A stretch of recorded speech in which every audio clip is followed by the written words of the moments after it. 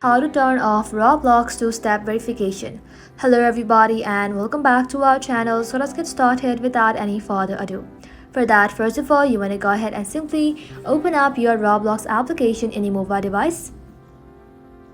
Once you open the application, you want to go ahead and log in to your account.